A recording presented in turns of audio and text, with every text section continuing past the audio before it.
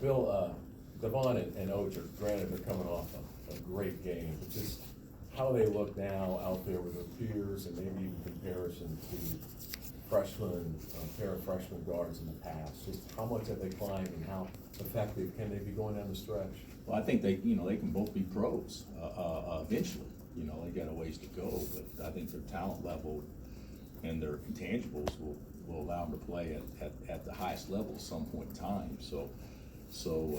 But they're both in my eyes ahead of the schedule we thought they would be on. We knew that Devon would be our starting point guard this year. We felt that all along, but still, he's probably exceeded what we thought. But Ochai is, he's come from really left field, and he's definitely, done more than what we could have ever imagined. Even though we knew he'd be a good player, you stop and think about it. It was such a poor decision on my part to make that decision. But he went along with it with his family. Thinking that right. Probably wouldn't be much have many opportunities to impact us on a gamely basis. So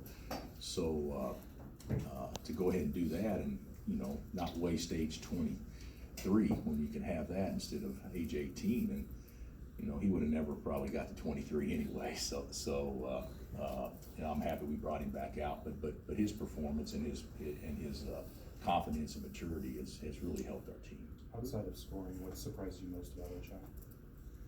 I think just his presence, his intangibles. You recruit a lot of guys at this level, and their experiences put them beyond their years. Ochai hasn't had those experiences, and he's still beyond his years. So I think that's the thing that probably impresses me as much as anything. What didn't you see at the beginning of the year with him where you thought it would be in his best interest in the teams to let him mature for a year? It wasn't what we didn't see, it's what we thought we had. It's not anything negative against him. It was, you got a guy that averaged 13 points a game at Cal. You got a guy that averaged 13 points a game at Memphis.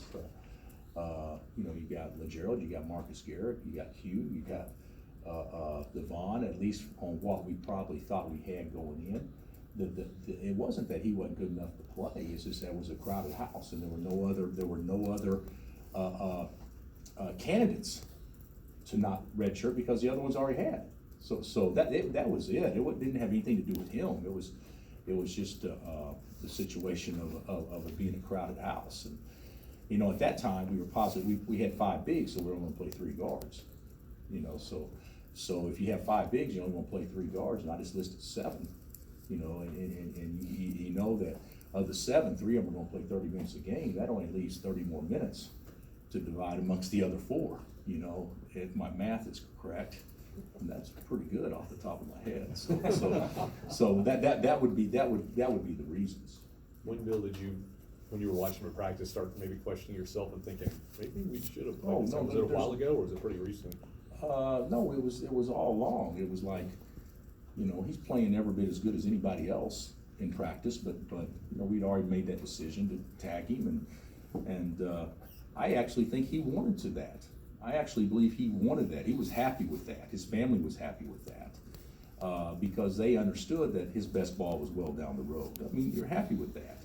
But then when obvious things started to occur and we had to do something to jumpstart our team, that was really the one thing that we had left in the bag that we could do that. And fortunately for us and for him, it's worked out really well. He's giving a lot of rebounds as well. Yeah, he tries. He rebounds the ball, but he tries to rebound the ball. There's a difference in going after balls outside your area and only rebounding balls in your area. And he goes after balls. There was one play against TCU where we go to shoot the ball and he's not in the picture because he was back for defensive balance. And he gets the rebound on the baseline when he's not in the picture when the ball's shot. Those are the things that make your team. It didn't have anything to do with talent. Of course, you got to have athletic ability, but it has more to do with want to, and he's got to want to go into the glass more so than our other perimeter players right now. Marcus to an extent, but really Ochai has become, without question, our best perimeter rebounder. Coach, do you remember the first time you saw Devon and what maybe your initial thoughts were? Oh, dang, this is memory lane today. It would have been at an Under Armour event. He's coached by Jeff McGinnis, and he had a teammate on his team that was also a guy that we were looking at as well, a fellow guard. But the first time I saw him, I just remember thinking fast, tough, under control, but he's got a disposition about him that's very attractive, and he doesn't play to anybody else except just play to trying to win that play or that possession. And I think a lot of times you don't see that with young kids. I think a lot of times people play to making the great play or whatever, and he doesn't play that way. He just plays to try to win that possession. He reminds me of Frank a lot. Is there an element for a freshman point guard that comes around last? His game seems pretty complete now. What is it about the progress over time with a point guard first year that may come slower? Well, I think it's the same thing that you would say with a quarterback. I don't think there's anybody that would say that if you're really talented as a freshman and you stay healthy, there's no way you wouldn't be better as a junior if you're smart and you study. And that's what it is. Him understanding how the pass to start the play is just as important as the pass to finish the play. Never playing with a big before. One thing that he does not do a good job of is throwing the ball up. He's not a good lob passer at all. But without Doak, we haven't really had guys that we can throw lobs to. So I believe that's something that he can get a lot better at. But Frank and Devontae weren't any good at that either when they first got here, and look how good they became at that.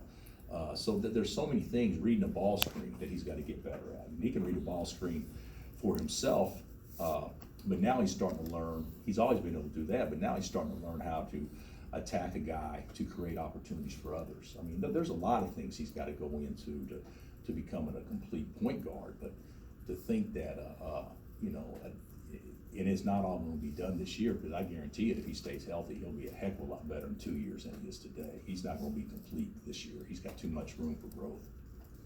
With Garrett being out and Vic being gone, it kind of created a void. Is it safe to say that Ochai and Devon are the guys that kind of stepped up and benefited from that? Safe to say, yes. I mean, safe to say. Has anybody else kind of? I think Diedrich, he didn't have a great game against TCU, but the game before, if I'm not mistaken, he had 25, and so Diedrich's consistently putting up numbers, even though some games are more impressive than others.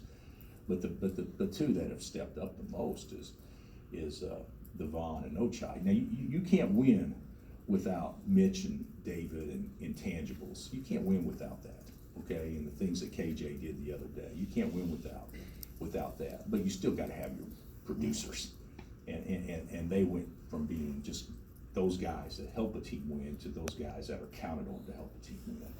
And there's a big difference. But yeah, they've produced of late. And how does that dynamic change when Marcus is able to come back? It doesn't, because that's not Marcus's role anyway. Marcus should blend in better than ever now, because he should have more help around him. How was he feeling? I haven't spoken with him today, Shay, but yesterday he felt a lot better, but still doubtful. Not going to go Saturday. So at least that's the game plan as of today, unless something changes after this morning. Is he doing much in practice right Nothing. now, or just on the bike, or? Nothing in practice. He'll get on the side and maybe run or do some sliding stuff or whatever. He got out there one day and really swelled up after the one day. So he's been very limited in practice. If we say he's going to go, that would be what we'd be talking about. Can he try to go in practice as opposed to trying to go Saturday? That would happen. What do you expect from West Virginia? In the second half against Texas, they didn't have the usual energy. You lose 2 senior starters. I mean, they have a week off in between, Yeah. so Hugs can. Well, he'll have them ready, I believe that there has become a natural rivalry between us both that has been positive by both programs, and he'll have them ready, and our crowd will certainly help prepare them, because it'll be so good, I would assume. So we know we're going to get a very good effort and a good shot from them. There's no question. And you're right. The last game they played, they probably, you know, didn't play the way they had hoped, you know, being at home, but they were going through some crap. It may have been just that day where there were so many changes in the program or the roster. So, you know, sometimes those are hard to come back from in a short amount of time. But usually, when you have some time to practice and do some things, you know, sometimes those can become advantages for you too, to make the team closer. I wonder, have you ever had a stretch in your career where things have changed? I mean, going back a few years, you went to the 4-guard thing, started shooting more threes, and then this year with the injuries and stuff, you've had to plug Mitch and David back in. I mean, has this last 3, 4, 5-year stretch been? The other ones were, to me, were easy, because if you go to a 4-guard stretch, you know that's how you're going to play that year, for the most part. Yeah. The thing about it is, I don't think that personnel deserves blame at all. I think sometimes we as coaches don't put personnel in the best place. But when you say that, okay, you've got 5 bigs and you practice that way the entire time, so now we only have 4. Well, we just got 4 bigs, and then you realize, because of injuries, that you're actually better playing 4 guards, and you change how you play, but you know that's only temporary.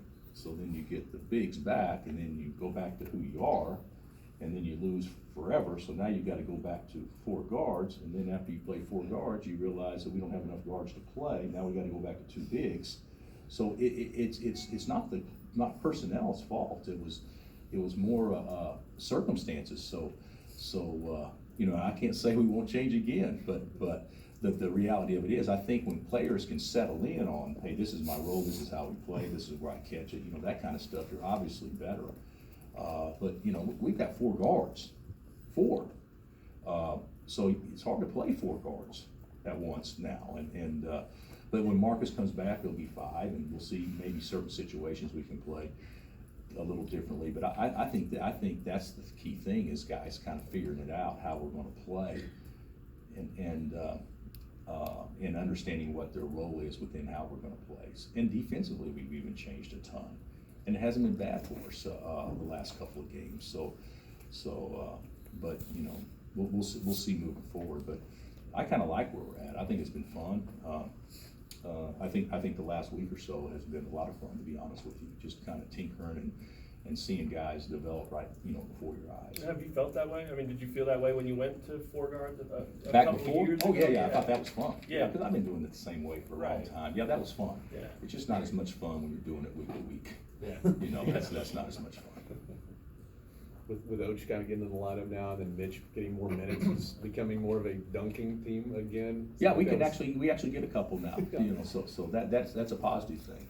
Devon actually got one a couple of games ago, which was his first of the year. So yeah, we're gonna do some things that are more athletic now, I believe, at least playing around the rim than what we have. KJ hit a couple of very significant shots in our last game. Can you kind of define his role? Obviously, he's longer. He did get to the rim a couple of times. Yeah, he did a great job. He gave us 10 points in about 14 minutes, and he was very efficient. And that's the guy. You know, you got to make a decision. Do you want to play KJ as a guard? And I think we got to do that.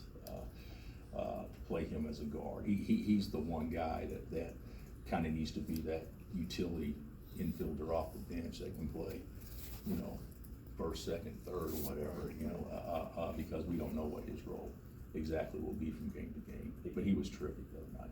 He's told us before that he is a guard, or have you had that talk with him? Oh yeah, he is size-wise and everything. Yeah, he can be a guard. Right.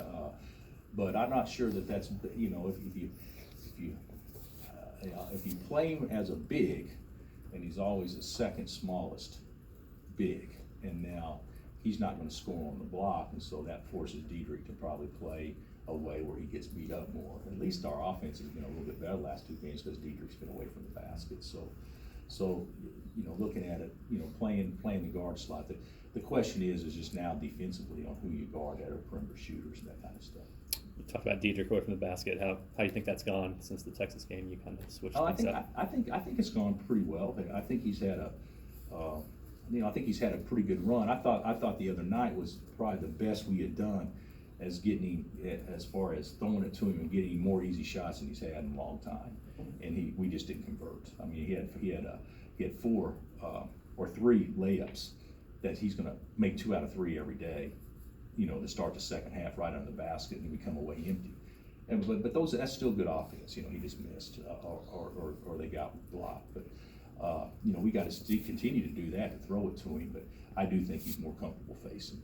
What kind of disadvantage is it? I mean, you'll get Marcus back at some point, it sounds like, and you're still trying to, you know, tinker and things like that. What kind of disadvantage is it doing it this late in the season? March right around the corner. I don't think it'd be a disadvantage with Marcus, because I believe Marcus can fit in anywhere. Sure. And I believe Marcus doesn't have to be a starter, and I believe he just wants to win, and he can, you know, rest Devon for a few minutes here and there, and there's a lot of things that will be positive by having him, because he is kind of a utility guy as well. So I'm excited about getting him back. He's one guy we lost that, you know, that hasn't been good for us at all.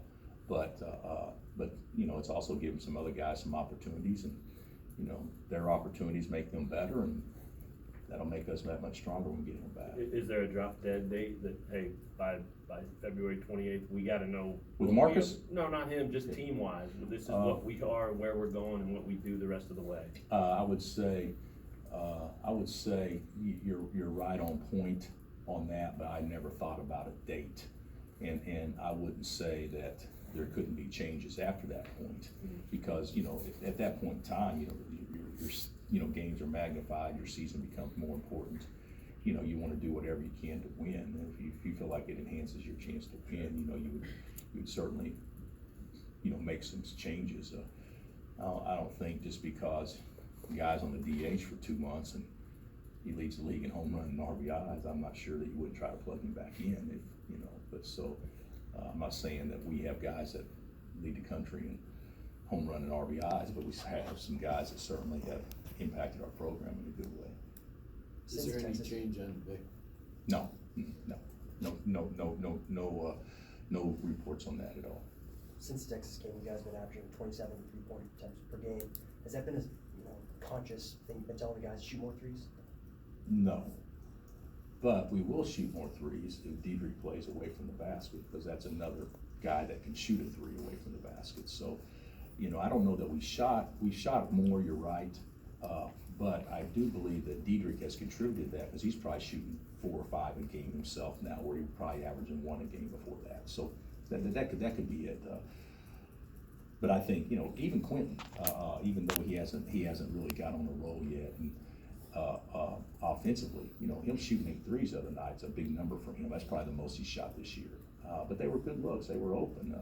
Devon shooting 7 is probably the biggest number he shot this year. So maybe confidence with the young guys is probably a reason why. But I also think Diedrich playing away from the basket. At the beginning of the year, the officials made an emphasis on the illegal screen, beat shoulders, no wider than. They called it a lot, and now it's never called, and players don't seem to change. I mean, unless you're Landon Lucas, that's pretty narrow with your feet together. Why was that an emphasis, do you think, early, and now I see the same? Yeah, screens being set. Yeah, I don't know if I agree totally, Dave. I think players have probably done a better job of screening than within the rules than what they were before. But I do agree at this point. One reason why people don't get called for as many screens anymore, because there's not that many good screeners. I mean, if you look at us, I mean, god dang, we fake screen better than anybody in the country. And if we fake screen, then we're not going to get as many calls. So I do think that when you actually attempt to do your job and go nail somebody, I do think you're going to have some turnovers. And the benefit or the offset or whatever is, does it benefit you more to play that way, or would you rather just not screen? And I do think the rules have created a situation where there's less hard screens than what there has been in the past, at least in my opinion. At least if I watch our team, I would say the same thing. I watch our bigs, and we're not good screeners. But when we do screen, and you know, when you screen, you force help. when you don't screen, you don't force help, so you gain no advantage. And so, you know, the whole thing is how do you force help so you can play behind that?